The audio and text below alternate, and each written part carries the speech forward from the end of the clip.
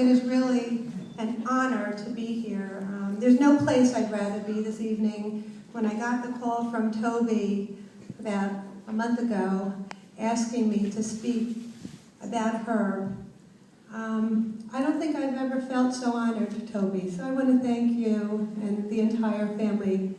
You know how much I love Herb, and I felt part of his family, so thank you very much. So Herb made his imprint on this community in so many ways. We all know his accomplishments in business, in community, and in philanthropy. But I want to talk about one specific young person who he impacted. Her name is Karen. She's 24 years old, and she lives in Highland Park. Remember that name. In 1998, Herb came to the Federation and said, I want to do something. Please help me identify an unmet need in the community, the vulnerable, something where I can really make an impact for years and years into the future. And we chatted, and we strategized, and we realized we weren't doing enough for the special needs population. So we established the Stolzer Family Special Needs Fund for sending children to camp. We all know what a challenge it is for the special needs population to be sure that they're included, be sure that families have what they need, and of course that the children are appreciated and included in sports, in theater, in music, in education, in Jewish education. So this was the first step in us being able to help that community. Over the years, and that was 14 years ago, we've given out 168 Stolzer Family Fund scholarships.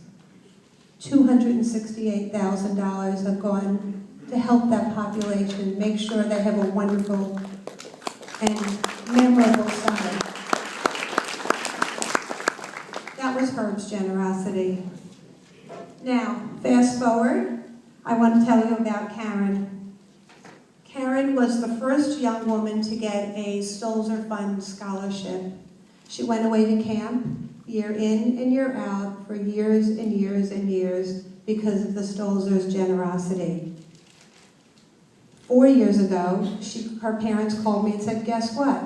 There's an opportunity for a special needs young adults trip to Israel. Karen's dream is to get to Israel. So again, through this generosity of the Stolzers, we helped enable Karen to go to Israel for the vacation and summer of her lifetime.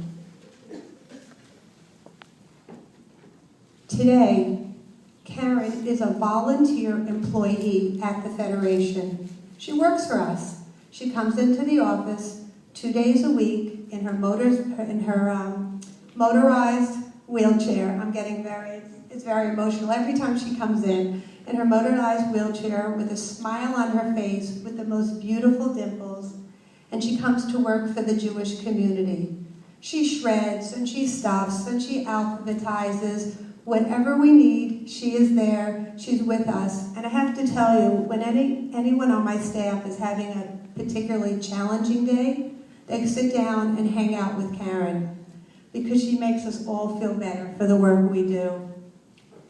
I want to say thank you again to Herb and his family for their foresight in touching people like Karen, and I know he's not the only one in the family who's been involved in the special needs population.